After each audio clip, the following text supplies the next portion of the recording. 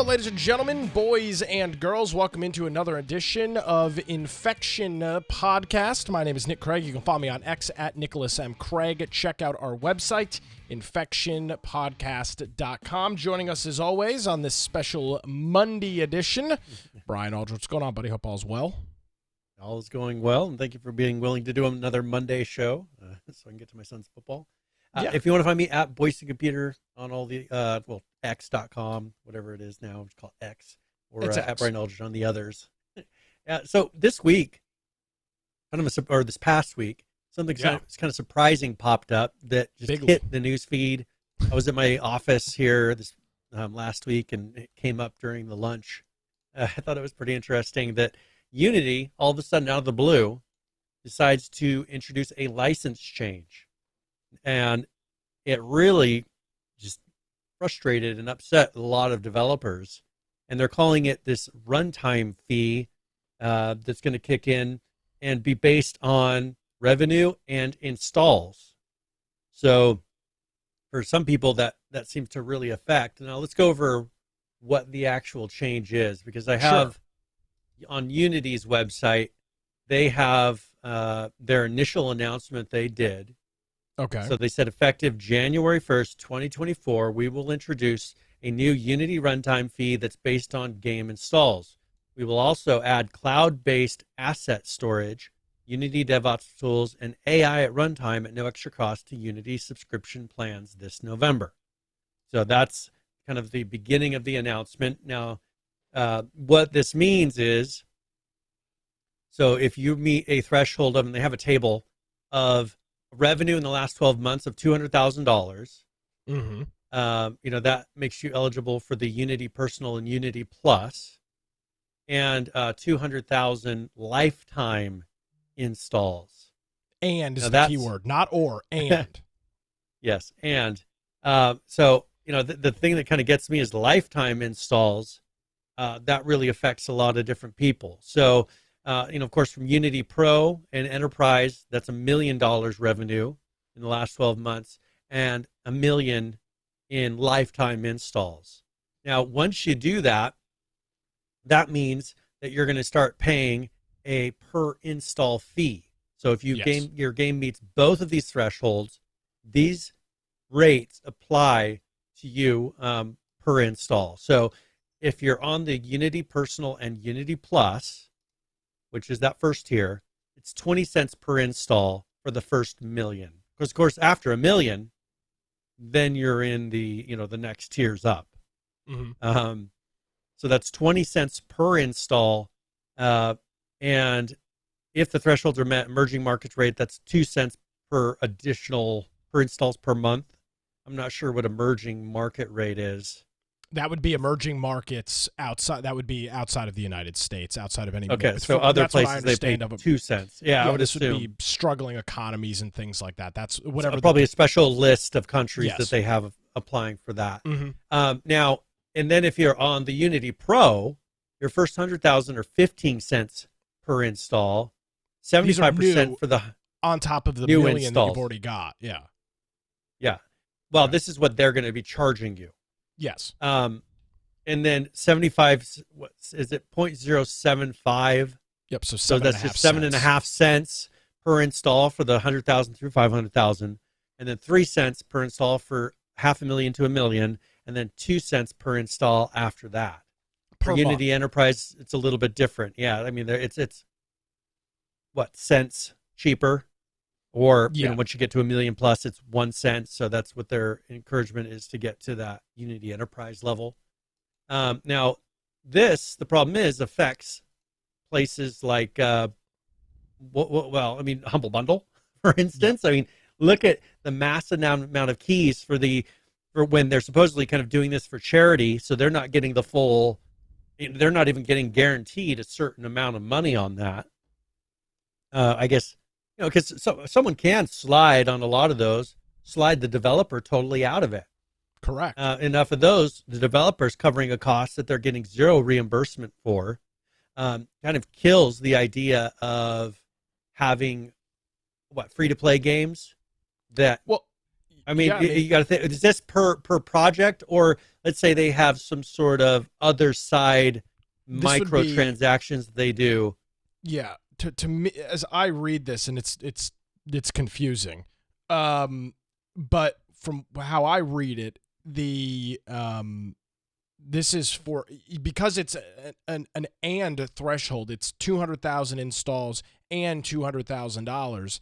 Presumably, if you have a free to play game, well, with microtransactions, right? Free to play microtransaction game, you could have millions of installs that are relying on certain microtransactions to bring in the money. So correct, it's kind of killing the idea, which sometimes seems like a good idea. It's killing the idea of these free to play games that make their money off the microtransactions. Sure, because you don't want to have 10 million people playing your game, but then 100,000 or thousands of people that are really paying for your revenue, because all those extra installs are really killing you at that point. Correct. They're raising up the amount that you have to pay, because a majority of those people never do put money towards the game. They install it, it sits there, and then you have your small amount of whales, which is how a lot of these free-to-play games go, that actually pay for the game and pay for the studio. Well, this goes totally against that whole revenue model. And I think a lot of people are seeing that. Oh, absolutely. So there is there's a couple of interesting things going on here. And this is going to be our main topic tonight because there's a lot of stuff here. This is not a decision. I mean, based on the chart that we just looked at and all the different pricing, this is not a last minute decision. This is not some random, let's give this a try. Do we need to get approval? No, we'll kind of figure it out. This was obviously something that was discussed ad nauseum internal. And I think that's an important piece of the puzzle here. This is not a harebrained, let's throw some spaghetti at the wall and see what sticks. This is very methodical. It's planned out. It's priced out. It's tiered out. So they knew what they were doing, right? The idea that this is, and obviously they've walked some of this back, saying we apologize for confusion. There's no confusion. I mean, it's very clear with what they were doing. I will say this, Brian, not in defense of Unity, but when you are using something for free, and it has been free, at least in some tiers, or there haven't been some strings attached, it's always a risk. I mean, think about everybody that's got Gmail accounts and all these free services that, it's free, create an account. We've seen in recent history that not all of these free things end up being free, and they end up charging for some of these things. Google Apps over is time. the perfect example It's of a that. great Remember all those example free of it. accounts that Yes. then they said, oh, well, we're either shutting you down or you're starting to pay. Correct. Okay, so I'm going to lose all my services, or I start paying you a monthly fee. Well, and Brian, and as the consumer, I understand that that's a pretty crappy situation to be in, but this is the reality of free services. Free software as a service, SaaS, is always susceptible to this. And again, I am not carrying water for Unity in any way, shape, or form, but it's something that developers and folks need to think about. It's the same thing with Unreal. There is no reason that Unreal couldn't pull something similar like this, or anybody pull something similar like this in the future. It is a risk of using these services with quote unquote no strings attached. An unbelievably stupid decision, a completely boneheaded decision by Unity. Now, I don't know if you've got the, I don't know if you've got this in the notes here, but one of the ways that they were trying to push this off, Brian, was if you used the Unity ad market in your game, that they would waive all of these fees. So it was to me, it was a way to push people to the ad market, which is generating revenue, and then giving the developer an option. Okay, here are your two choices. You can put ads in your launcher or somewhere using our marketplace, and we won't charge you a free fee because we'll make the money on the back end. or you pay us, whatever, however this fee comes down. Kind of a crappy way to do that. Less than very disingenuous. But at least they had that door open as an option for some developers to take advantage of. Everybody's always loved Unity and everybody hates Epic and Unreal. And it was very interesting to see the conversations all over the gaming social media these past couple days. Pitchforks, literal bomb threats to the Unity office. People really, really pissed about this. Obviously, we're not condoning bomb threats or violence, but they closed 2 of their offices due to those death threats. Yeah, they had no choice. Austin and San Francisco had to close their offices because of those. Yeah, which we do not, of course, condone here in any way, shape, or form. But that goes to show you the kind of outrage that people were feeling over this. What was some of the reaction that you saw to this, or you saw about this when this came out? I think Wednesday maybe of last week, a couple days after the show. Well, the first thing I started seeing in my news feed a lot of, because I subscribe to a lot of things for developers and the people making the games and kind of the news things that would be targeting them. And the things that I started seeing are how to switch to Unreal. How like people putting out spreadsheets that have the terms or graphics that have the terms of here's what the term is for this object and these things in Unity.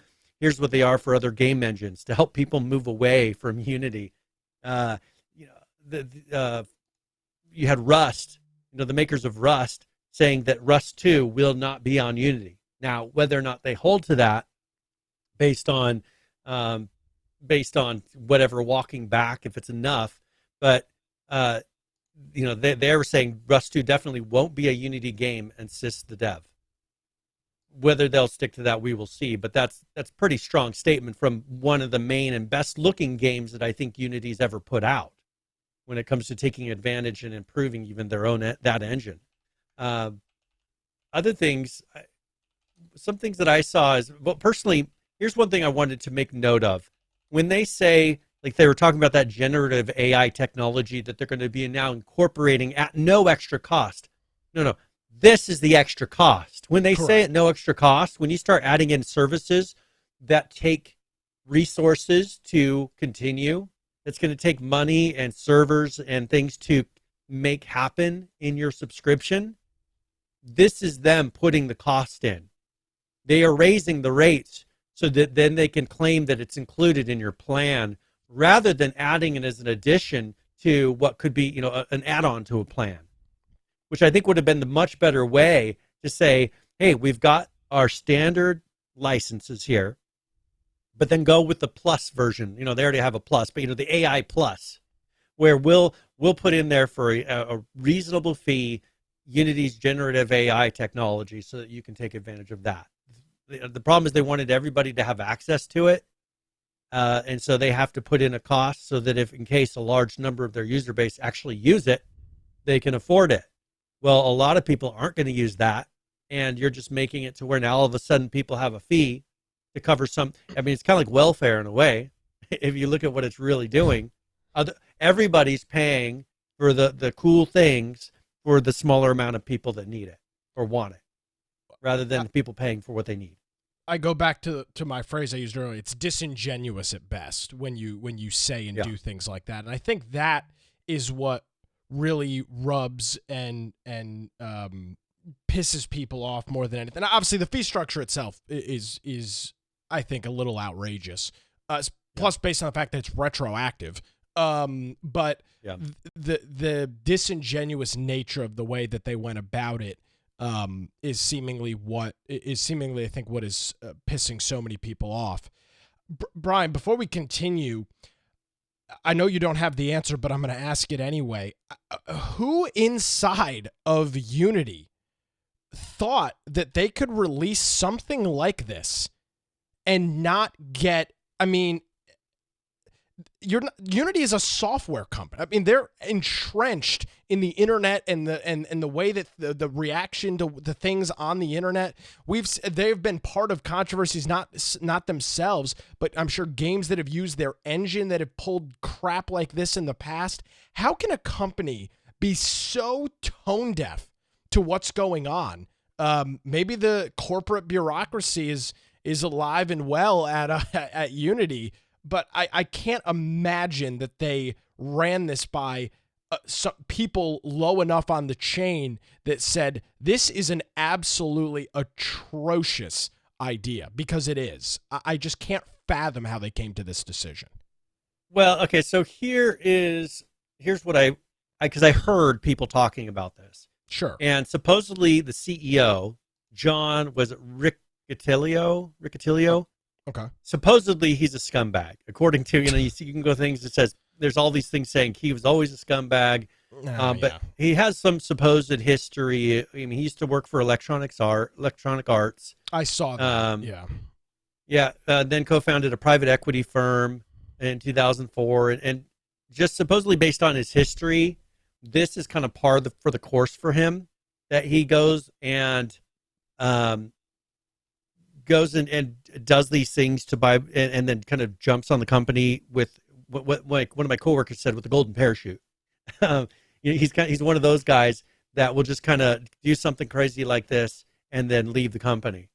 I don't know. I'd have to research that a little bit better, but there's a lot of videos and articles that if you want to go look, that just search for John Riccitiello or whatever it is, Riccitiello, being scumbag, and I'm sure you'll get plenty of articles about it. I want to stop you right there. I would argue, though, people say the same thing about Tim Sweeney. They say the same thing about what's his name over at Bobby Kotick. I mean, this is kind of unfortunately, and the reason those shows changed so dramatically in the last couple of years, the video game industry is full of so many libs. Anybody that is successful, anybody that makes any money at any of these companies is the enemy. And they're all the most terrible, awful people that have ever existed. So I don't know how much stock I put into that.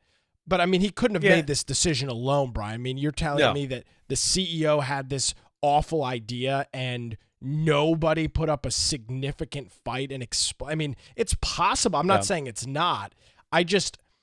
Especially with a guy that has been in the video game industry. I mean, this is not some outside guy. I mean, he was super high up at EA. And obviously we know EA and their business practices of 2012 and 2014, when you bought a used game, you had to go back and purchase look what he did with the online Sims. Pass to play a Sims used has turned game. into a super microtransaction. Yeah, it has. No question about it. So this lasted like 5 days, and news broke yesterday or maybe early this morning. I think it was yesterday. They put an announcement out yesterday. So what happened kind of an here? Update. Yeah, what's all the right? update? So here's what they said. We have heard you. They always love saying this whenever they put their foot in their mouth. We apologize for the confusion and angst the runtime fee policy we announced on Tuesday caused. We are listening, talking to our team members, community, customers, and partners, and will be making changes to the policy. We will share an update in a couple of days. Thank you for your honest and critical feedback. That's it. So we will see what that means. Yeah. Wizards of the Coast did something very similar, right?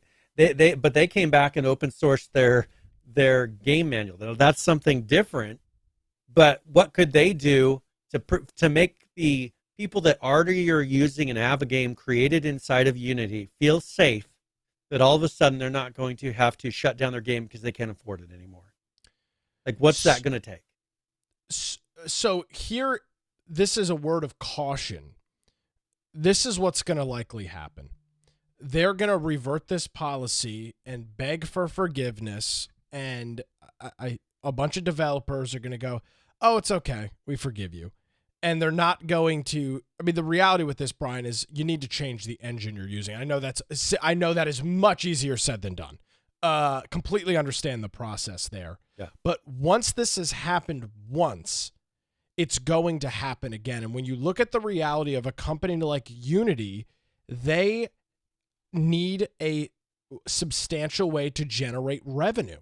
And they obviously are not getting that through their volunteer ad marketplace, at least not at the levels in which shareholders and other folks within the company want it to be. So they might temporarily walk this back or change some of it. But, Brian, we fall for this all the time, and we go, oh, okay, yeah, they're the good guys again. If this doesn't happen now, what stops it from happening in 2 years or 4 years or 5 years or 10 years, however much further down the road it might be? And I would argue it's the same thing if you move to Unreal. I mean, all of these engines that provide all of these great free resources, which I'm very thankful for. It's done so much for the indie game community and everybody else. You're putting your entire business in the stock of this company keeping their terms the same. And that's unrealistic on both parties, from the business standpoint of Unreal or Unity and from the side of the game developer. That's completely unreal, no pun intended. It's just unrealistic long term that's never going to change. So it's a very interesting dichotomy. Yeah, and I think that here that they've been saying a lot of statements, like, for instance, Game Pass installs are different, demos. They've been putting a lot of clarifying language in, which they really should have put a lot of that in their initial statement. Sure. Because it was way too vague. Now, one thing that because we've seen similar things come out of Epic, where, for instance, they just announced that if you have your game on their store for the first year, you incur no fees. Correct. So they do it differently, and then all these extra services, all these extra services that they have, they don't. They're not going to be charging for them, and they're cross-platform available to everybody. So, like, a lot of these additions that they keep putting in aren't doing what this did. They're making it to where other people are using their products for free, and then they're saying, well, okay, but if you use our stuff, then we'll make it to where you don't have to pay for a long time, or you'll save a lot of money your first year as you get started. And then you'll go to a normal tier, which is still comparable to everywhere else. Like, I think they've done a good job of not. Well, no, their game tools, certain of their game tools are going to be, they're making it free, period. Like, but free for everybody to use. But it's free right now. I mean, there's nothing that stops them from updating their TOS, updating their license agreement, and retroactively change. I mean, that's exactly what happened with Unity here, Brian. That's what I'm. That's the warning that I think needs to be discussed here. Is yes, this cross-platform stuff is amazing. It's great. It's free. It's free. It's free. It's free. We love free. It's free under the current terms of service, and there's nothing wrong or illegal with them to change that in the future. Now, obviously, there's stipulations on that, but there's nothing that legally requires them to offer it for free forever. There's nothing that is binding them to give you free. Well, unless there's a really good contract that somehow makes it where you're no longer held to a contract. But that's not the case. I mean, these guys are writing the contract. Unreal writes the contract. They give themselves flexibility in the future. Unity writes their contract. They give themselves flexibility in the future. I'm not indicating that Unreal is going to start doing this, but it should be something that's on everybody's mind. Again, there's no such thing as free. Never, not once has it ever existed. There's always something that is going to pay for it. And when that other thing, like, for example, right now it's Fortnite. I mean, the reason that Unreal is able and Epic is able to roll out all this stuff for free and charge nothing is because they're making billions of dollars on Fortnite. I mean, they're just flushed with cash. But what happens when that revenue puts them in a unique situation? Yeah, but what happens when it's gone? Situation. Well, and that's the perfect example is why this Unity doesn't have that to fall back on. Unity currently relies 100% on the developers doing well. Yes. And that's the problem is right now developers are not doing well. We've been covering week after week after week the number of studios laying off people, the number of game sales down, all of these negative effects and people not making as much revenue as they were. Who does that affect that you don't really hear about or see? These game engines that rely on sales of games to be able to make their recurring amount of money. And this is, I think, a reaction of Unity to that of, well, we want to continue to compete with Epic. How, we still need to make this amount of money to make these improvements to be able to stay a competitive and engine that's taken seriously in the market. How do we do that? Well, we need to restructure how we make money. Okay, that's when you've been going as kind of a free to make cheap games, which everybody was doing. All these kids were making games on it. All of the little mobile games were being made on Unity. Simple games were being made on Unity. Well, you just went to a huge amount of your install base and are threatening them. And other, the bigger ones are going to be affected by it too. I don't think they're as concerned. But you're really, the what you sold, who you sold to, like who you were trying to market to in a way by how your product worked and how everything was structured. Those are the people that are being hurt by this, and I think that's where they really didn't look and see it through. But I disagree with you that they had to have looked at this and saw this through. I mean, again, maybe they view those people as a pain. They don't bring enough money to really be relevant. They want to be like Epic and have the big installs. But that's not what their engine is. But yeah, they do have Rust, but that's not. But we've discussed in extensive detail over the last 5 years on this show that for major games, Unity isn't the engine. If you're making if you're an indie developer, Unity's probably a better engine for you. If you're building a 2D game, Unity is, you wouldn't even touch Unreal. Unreal is a terrible 2D engine. It's garbage. It's not made for it. So you would use Unity for that. If you're building a mobile game, Unity is a far superior product to what Unreal has available. So I don't necessarily agree with you, Brian, this idea that they're trying to compete with Epic in this same way. I just can't fathom who the hell thought that this was a good idea. But the thing is, AI doesn't work for mass install games. I mean, it's too expensive. That's the problem. Is they've got to be going for the bigger guys that are delivering more and having a higher cost to purchase the game and things like that, because why would you bundle that in? That's an expensive product to incorporate into one of your main product lines. And so that's for me. I feel like they got to be going for, let's tone out some of the smaller guys. Let's price them out and let's try to get more money out of the bigger guys. But the thing is, that just doesn't work for who they have, their install base. I mean, you're right. They should. I can't imagine how they didn't see that. They didn't think about it. They did. That's what I'm saying, and that's my point. Is I'm trying to. I don't even know how to. I don't even know how to articulate this. I've been thinking about it all day, and I still don't know how to articulate it. They knew exactly what they were doing. They know exactly who their user base is. They know exactly who their developers are. They know exactly who is behind their community.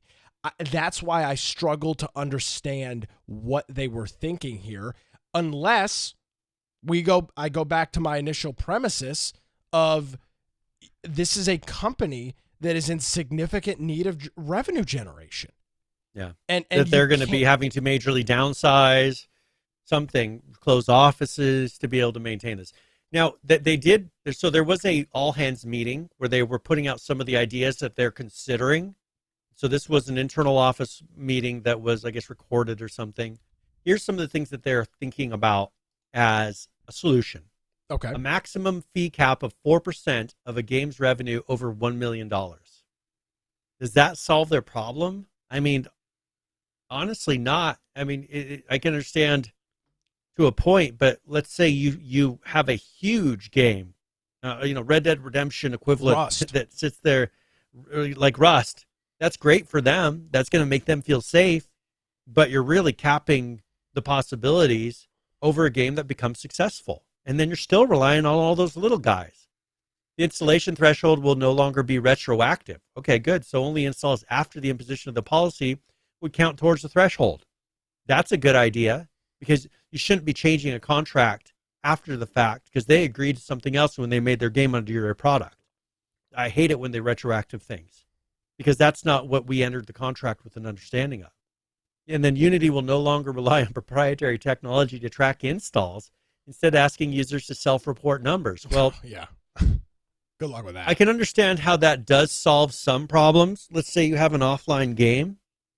How do you track that? If you're requiring it, you're then making everybody phone home to some level, and that's going to piss off some people. But isn't it phoning home anyway? I'm sure when you run a Unity engine game now, it's phoning home to Unity. It's got to be. I mean, if you have an offline game that you can install without the internet, it's got to be. That one's not. That's what I'm saying. For them to be tracking per install, because all you'd have to do is say to your users, turn off your firewall before you install our game, and it wouldn't cost you anything. But it's gonna phone home next time you're connected to the internet and open the game. Or put a firewall port up. You know what I'm saying? Like, I'm sure there's but there's too many issues that come from that, and you're gonna have a bunch of people that are mad that you have a game that you're claiming is offline that's then phoning home at some point, even if it doesn't need to for any reasons, because it's a 100% offline game. Sure. I mean, that I see an issue with. So those are things that they brought up. I do think that, I don't know about the maximum fee. I'd have to see how that lays out and how many companies that affects and what's the real point of that. Most. Yeah. I think the retroactive is definitely something that they should have said in the beginning. Mm-hmm. Self-reporting, I don't do that off of taxes. I mean, how are you going to track installs necessarily? Not everybody tracks installs. They track sales. Yeah. Why would you need to track installs? Track sales. Now, when it comes to a free-to-play game, if it's totally offline and they're not making money off of it, how many installs does it really matter? Well, if they're not relying on any of your services. If you're making a truly offline game, then this is irrelevant for you because there's no microtransactions. You're never going to hit that threshold. That's what I'm saying. Why does it need to phone home if it's a truly offline game that has a flat price to install it? Or if it's even a offline free-to-play game. Like, are you really concerned about those people? No, but I will contend that that's not a vast majority of the Unity games. I think that's a very, very small amount. But I would expect the engine to be phoning home. Is it not? Is it not already doing that? It's got. I mean, you don't have to. You could make a game that doesn't phone home. But I'm sure if I jumped into probably the default settings, yeah, I'm sure it is, and that would phones home at some point. And I would not be surprised by that. I don't even think I'd be outraged or upset about that. I would expect that again from a free engine that it's checking home with the Unity server. That's not that to me. That doesn't seem egregious at all. The main people you'll probably get frustrated about that are people making Linux games. You know, if there's a game you can install on Linux users get weird and watch their firewall logs and everything else and be like, why is this connecting? I mean, my Roku phones home or attempts to phone home and I block it. How many times per day? I mean, it's constantly trying to phone home. And if I don't want it to do it, I just block that. Sure. Anybody using an ad blocker is going to affect this because mine by default already blocks Unity connections. My network does not allow a phone home to Unity. And so how are they going to track my installs?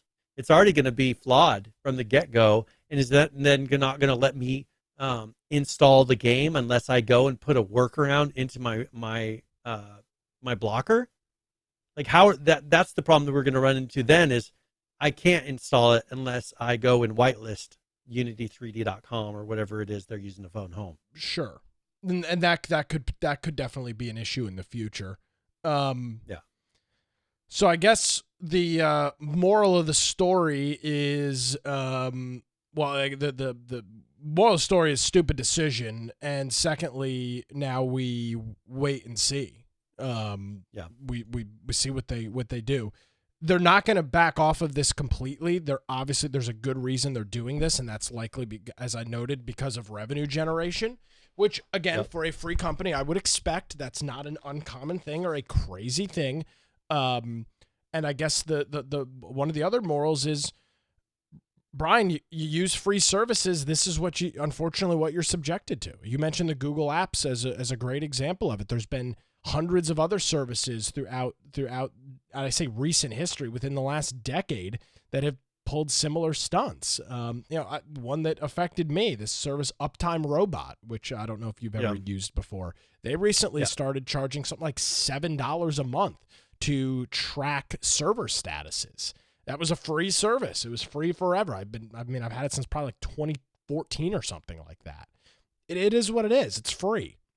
That's what that's kind of what you sign up for and what you deal with. The difference between something like that and this is you're talking about indie studios that are not flushed with cash like Rust is, whatever that company is, whatever Gary Newman's company is. And this is really this could affect them big time, especially retroactively. I mean, it's the equivalent of getting a $6,000 IRS bill or something like that you weren't expecting. Out of the blue.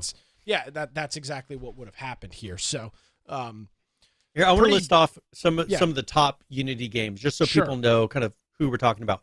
Rust, one of the top. Cuphead, Hearthstone. I don't think people realize Hearthstone, which has the card game. Yeah, it was free. It is a free game, I think. It is. It's always been free. Yeah.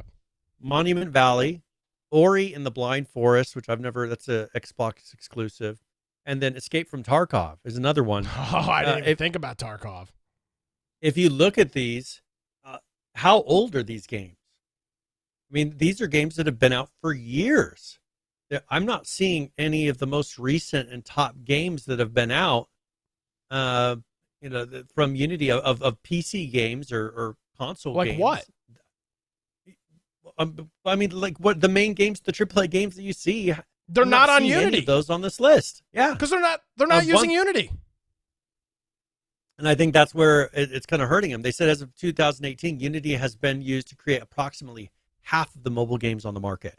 That's it, exactly. It's all mobile games. Half of the mobile games are nickel and dimes, small priced games, where if you're installing for $1, 20 cents per install is going to be huge. Like, that's if you purchase a game. If you make a little bit of money from having a large install base, that 20 cents is going to kill all your profits on a mobile game, especially if you only charge a couple dollars for the pro version. If we're being honest, most of those mobile games are complete. I mean, 99% of mobile games are free. It's all made on the microtransactions, which I'll note, you're not even required to use Unity's payment system, I don't believe, to do those microtransactions. So I'd be curious to see how that goes down. Bonner Kuhlman, I'm not saying your full name, says Unity is effing over the devs, and the devs are going to F us with price increases. Just a great situation. Yeah, that's what will happen if this is to roll out. And yeah, that's the reality of what will happen. But again, Firewatch, I didn't realize this. Firewatch was made on Unity. There you go. But again, that game is how old? So right there is the perfect example of a game that is a single player offline game that was released in 2015 or 16, and could be getting a multi-$1,000 bill, tens of thousands of dollar bill from Unity retroactive on their game, which would just sink Subnautica as well. I mean, Subnautica, same thing. That's not an online game. That's an offline game. No, I mean, that's at least a new game that's still being developed. Yeah, they still put out DLCs and things like that. But you've got some old ones inside. That thing has been on Humble Bundle how many times? A gazillion times.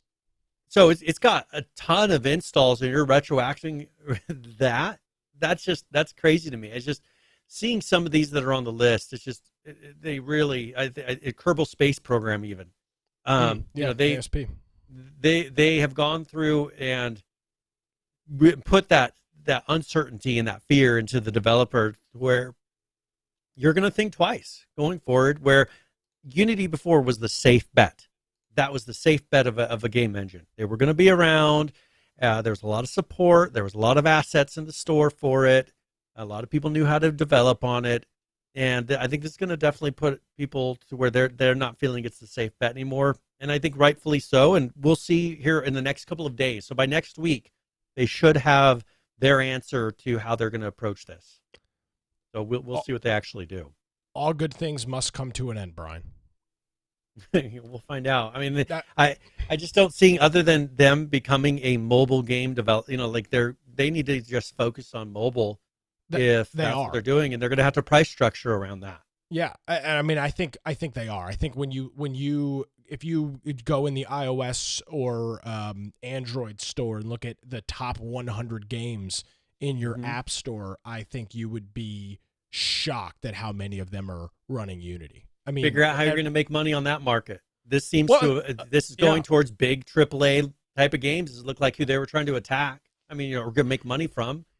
That's not the little mobile games. Figure out how to make money off of that. I disagree with you. I don't think it's the per install. If people could do it, yeah. Well, but I'm saying, see, you're focusing on the PC market. This should be focused on the mobile market. How easy it is to get 1 million installs on an app, a mobile game on your phone versus. But they won't be able to afford it unless they charge for almost every single game, and that's the problem. Is it's like they're attacking the free to play, the low price of entry game, which is their 50% of the market for that.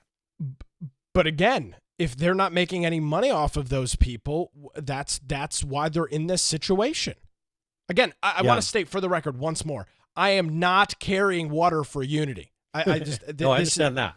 But that's a problem for any company, Brian. My power company just started not billing making them make money. Yeah, well, and a lot of them are, and I think the goal with this, I believe, truly, was to get people to use the ad marketplace. That was the goal of this. They did a miserable job at doing that.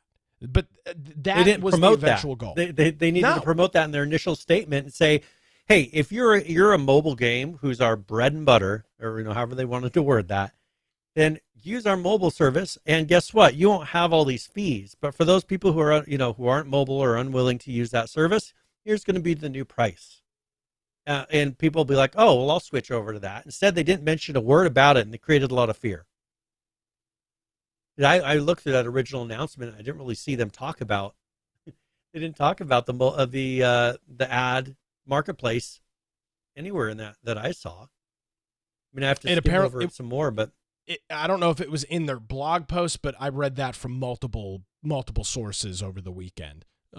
Maybe I'm incorrect, but that's what I remember reading, which would make sense, again, because the goal is, at the end of the day, the goal is to generate revenue. That is what they're attempting to do. So I think we've beaten this pretty good here.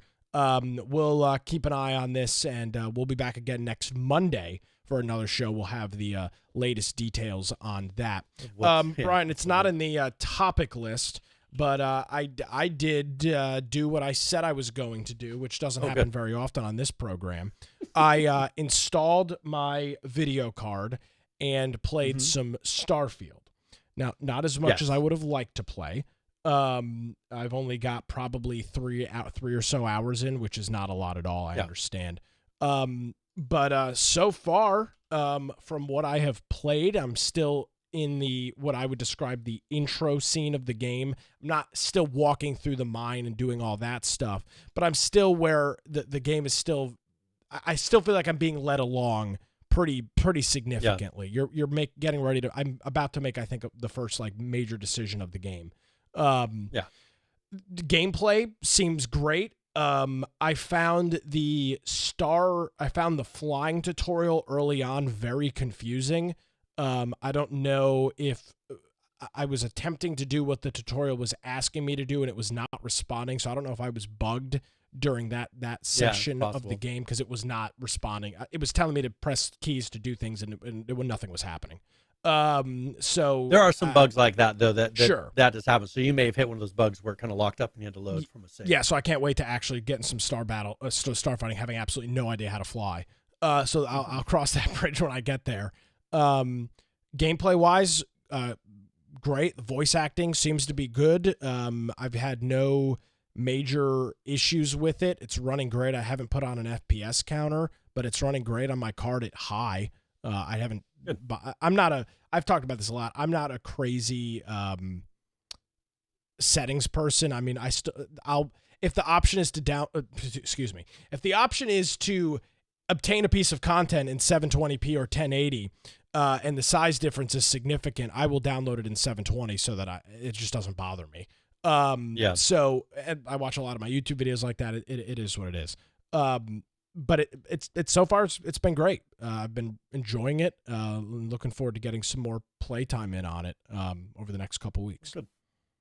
One thing we'd mentioned last week, or I said something about, I saw an article where they were talking about how Todd Howard had thrown around the idea of using the Fallout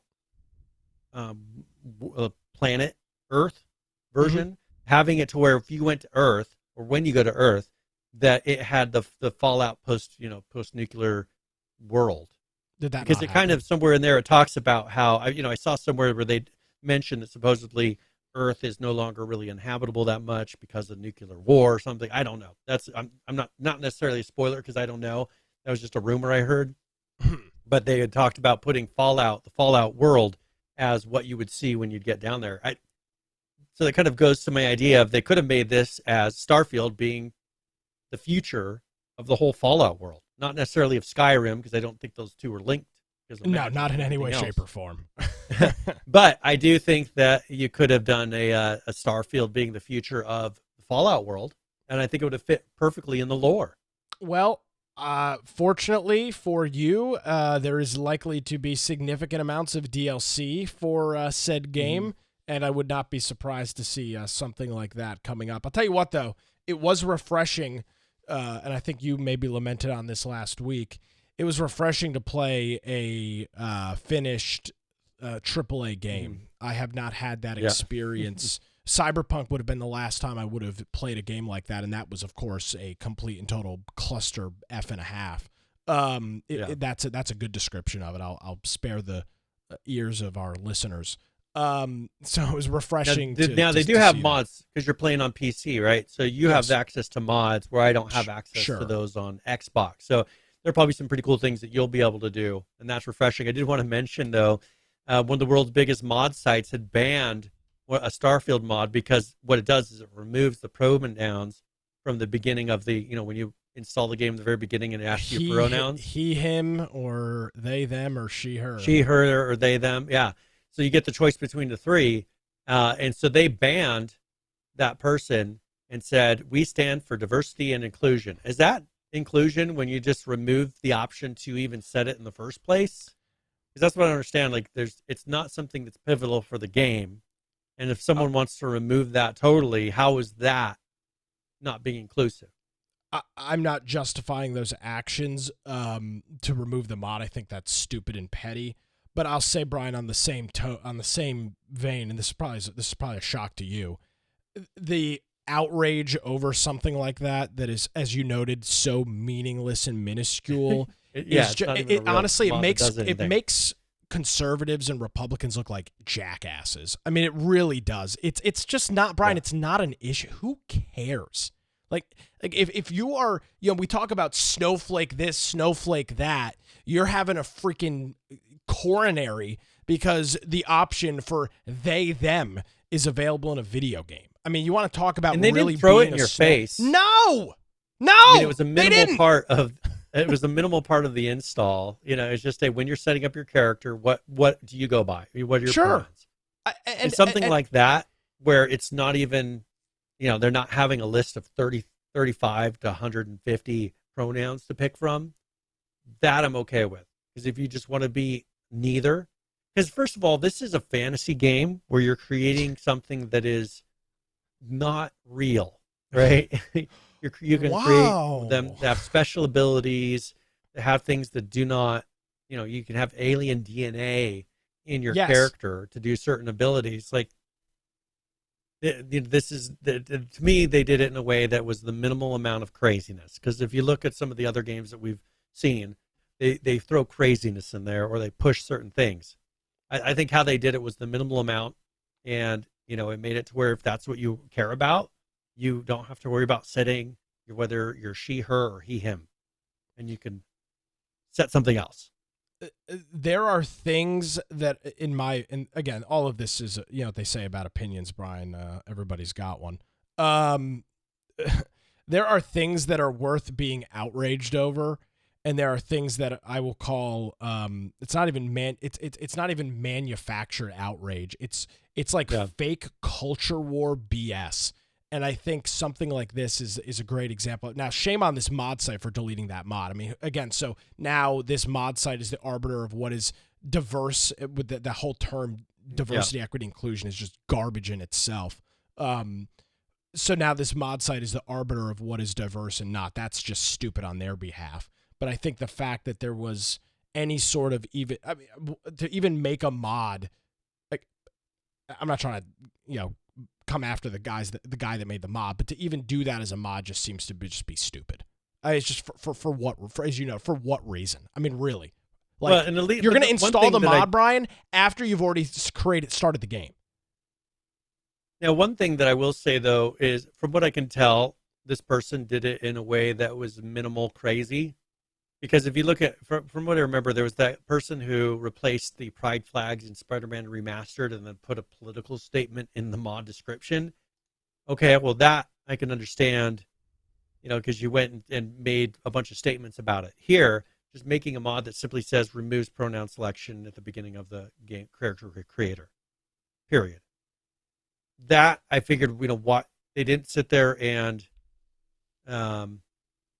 do a rant, from what I can tell. But hey, I guess, if they're going to make this where their stance is, then I would hope that they would do it on both sides. But what is the other side? I mean, they're fully on the other side, so I don't see, what is that other side that they're going to be pitted against stance on? Yeah, it's disheartening this is some idiot on Steam. It was disheartening to see Starfield, a game I had eagerly anticipated, have incorporate woke elements that detract from the immersive experience. You, sir, are a moron. I think they did it in a way that there's others that were much worse, that then that statement would fit, but not this game. Again, it's that's why I call it. I mean, this is Brian. This is true snowflake. I mean, if I'm being honest, and I unlike many other folks, I think this is proof that I can be pretty objective on things, because I do agree. I think the whole pronoun thing is stupid in itself, but the fact that somebody would bother saying that is breaking their immersive experience during the character creation screen, I don't believe. But it's not really mentioned anywhere else. No, not from what I've experienced. I don't have 1,000 hours in the game, and obviously this person doesn't either, because their whole experience was completely derailed. And by the way, doesn't it default to he? I think so, yeah. And one thing I want to mention too is you would have had to click on the pronoun to change it to something else. Yeah, which they didn't default to they. No. One thing now, previous Fallout games, when the flirt options, don't they allow you to flirt with males and females? I mean, from the get-go. Sure. From what I remember on all the previous games of Skyrim and Fallout, I think they didn't set you to where, like, a guy could only flirt with a girl and a girl could only flirt with a guy. Like, that's been their stance for many, many years now. And this one, the same thing. Like, there's a flirt option that comes up, whether you're a guy, a he, him, and there's a male character, person that you're talking to. Like, that comes up. So it's not like this is shockingly new for this company. I mean, this has been kind of their stance of, we don't set whether you're forced to go down one path or the other. And that's the part of the immersiveness, is that they're not telling you what to do or be for a lot of it. And if so that kind of goes against what that person was saying. Like, the immersive part is not being forced down a single track. And I've always viewed the flirting with he, him, or, flirting with the guy or the girl companion, regardless of what you are, has been kind of that immersive, it's your choice. The game's not making the choice for you. This is right down that same aisle. I mean, Brian, I'm as political and stuck in my ways as they come. And the fact that I can see how just absolute garbage and BS this whole thing is a pretty good sign that this is just it's fake. It's fake virtue. It's virtue. It's literally virtue signaling. I mean, it is the Yes. quintessential definition of virtue signaling, and it pisses me off more than anything else is that it's people that are on my side that are doing it, and these are the same ones that will point at a Democrat and go, "Oh, look at you! You're a snowflake. You're a this. You're a that," and you're again you're having a coronary over saying Starfield is woke because you had a they/them option in the character creation screen. I mean, get over it. Who freaking cares? And I think that's the thing is when you get outraged about everything, the thing that's important that you do get outraged over won't matter at that point because Bingo. there won't be anything that they'll be like, oh, they get upset. It's just like what you see on the other side a lot of times, people getting upset about the craziest of things, and it's like, well, if there was something important, you wouldn't know. Because they're getting so upset about every little thing that comes across their screen, right? Yeah. And so I just think here we're in danger of that, to where we really need to, if there's something that's truly shocking or you think is truly, knocking at the morals of your faith or whatever you consider to be American, go after that, but not this where it's minimal, and it's what I would consider fairly normal. Maybe I'll tell you the real reason. Years ago. Yeah. Well, no, but I mean, again, Brian, we talk, we're running out of time, but I just, I genuinely feel that I'm an inclusive person. If I meet somebody out and about and I'm having a conversation with them at a bar or restaurant, and in the course of the conversation, a pronoun comes up, I'm not going to poke fun at that. I mean, I respect people, Brian, and I don't know that. I guess some folks would claim that I'm not that makes you this, that, or the other. I mean, I have general respect for people. My intention in life is not to be rude or mean or ill-spirited or willed to somebody. If somebody asks me respectfully to do something or not do something, 99% of the time, I will do that. Now you hit a point where it's just like, all right, this is absolutely ridiculous. But it's just Brian, the real reason this ticks me off is it makes me look bad. It makes me have to carry water for this stuff, which I don't appreciate. You're telling me there's not a bigger woke issue going on in the world right now than your they/them character selection screen in Starfield? There's no other woke battle to be fighting. This is the tip of the spear for you. This is the cross that you're going to be nailed to and die on. Are you freaking kidding me? Yeah. Seriously?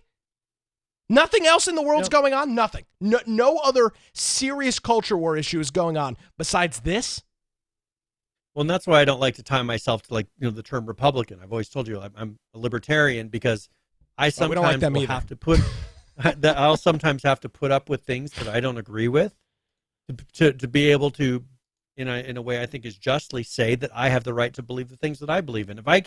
If I don't think that you should have the right to believe certain things, then I shouldn't be shocked when you then turn around and say, I don't have the right to believe certain things. And I think that's the difference, is when you start pointing the finger and saying, well, you don't have the right to think this or say that or be this. Well, just imagine if that whole thing was turned and they were saying that to you. Would you be outraged the way that they're being outraged? And if I would be outraged, then, just like if I should be accepting of other people's religions and beliefs, if I want them to be accepting of my beliefs. We have friends. I have relatives, friends that are gay. I need to be accepting of things about them, right? If I'm expecting them to be accepting of, you don't have to be things about me. Yeah, you don't have to be. You could be and I don't say bad person, but you could be a mean-spirited, mean-willed person that doesn't want to deal with it. And guess what? That's your choice. I don't care what you want to do. If that's the way that you want to harbor your relationships and do your thing, have at it, man. I don't particularly care. But God Almighty, it's frustrating to just see such stupid issues.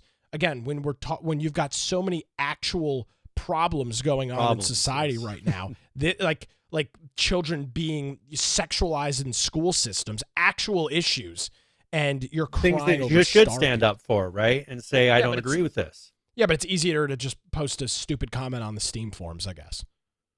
Yeah. So that's the sorry world we're in. This is what you tune into. This is your infection podcast. All right, Brian, we got a minute. Anything else we want to hit?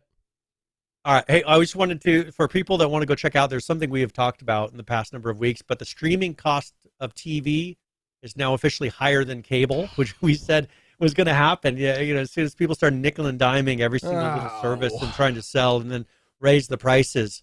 But I have found an article that really goes into that if you want to see. But how the streaming, they're calling it the streaming crash, where people are dumping streaming. And as you said, going to TV over the air, these free services, going back to everything that it was before that people were trying to get away from. We're right back to there. And it's kind of funny just to see how it's reversed and gone to what we originally started with when I was young. Where everything was over the air with ads.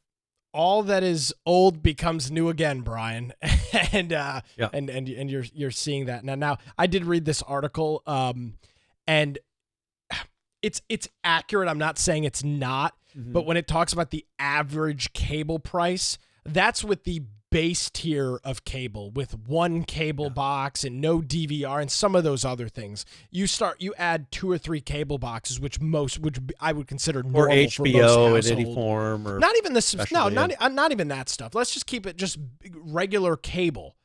You got a living room, and a bedroom, 2 bedrooms, 3 bedrooms, whatever. Now you've got 4 cable boxes at $5. If you want HD, you got to have a box. Exactly. So, yes, but also no, depending on what services you're getting from. I mean, I saw a Spectrum commercial this morning, cable service starting at $49. Yeah, probably if I wanted just one television in my house.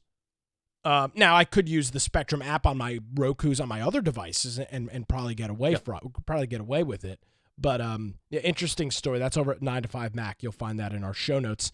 And I think it's the free over the air is the big thing. I think that's where you'll see people that are paying a minimal amount of money and just having ads here and there. I think that's going to be the one that really competes against these guys more than cable now. Speaking of that, I was watching. Did nothing yesterday besides listen and watch football. Yellowstone, which is a Paramount Plus show, is airing now on CBS, which is their parent company, on Sundays after 60 Minutes after football. So it's for through the first season to the over the air. So it's very interesting. A show that has been now the first season has been out for at least 3 or 4 years. No, maybe not that long, maybe 2 years. But it was very interesting to see that they are running Yellowstone as if it were a traditional network television show. And it goes to that point too. Yep. So we'll see where this goes. But for people who want to read more into it, we'll have the link on our website and go check it out. Hey, are you ready to roll out of here? If you want to find me at Boise Computer on X, or if you want to go to at Brian Aldridge on Gab, Getter, Truth Social, wherever else, those are still alive. If you want to go check out my blog, biteoftech.com, or you can go check out our website, infectionpodcast.com. Make sure on the upper right-hand side you go join our server on Discord, because there we'll have a show news channel. If you want to submit a topic or something that you think will enhance the conversation, give us more information, throw a link in there and we'll review that before the live show. We also have 11 ARC servers up and running with a regular player base that are on there every day. So if you want to go, maybe you're getting kicked off of the official servers or something, come join us. Also, you can get a hold of Nick or I if you need to. If you want to watch the live show, you can do that through Twitch or YouTube, or after the fact, the upload on Rumble, or the lower right-hand side. We have all the different audio platforms for the podcast. We record that, we upload it. It's available on a lot of different devices and different ways. But if you're listening to it on one of those, that means the show notes for that particular episode are all up on the website. There's a video and audio player built into there with links to everything that we discuss, whether it's a video, maybe some source material, or you want to just dig deeper into what we were discussing. There's a lot of things that you can get on there. Go check it out. If you want to support us, you can go to the support menu option up top, or infectionpodcast.com/support. Yes, you can do that. Brian, thank you very much. Greatly appreciated. And we are back again next Monday for the next couple of weeks as we work around our schedules. So hopefully you'll be tuned in for that. Folks, if you want to check me out, if that wasn't enough political antics for you, I do that for a living. It's great. You can check out the Wilmington's Morning News podcast wherever you get your shows, or visit my website, nickcraig.com. If you missed any portion of this show, maybe you want to read Unity's ridiculous attempt to fix their problem that they created, you can check out all of that on our website. It's infectionpodcast.com. Thank you so much for joining us, everybody. Have a great week. We'll see you next time.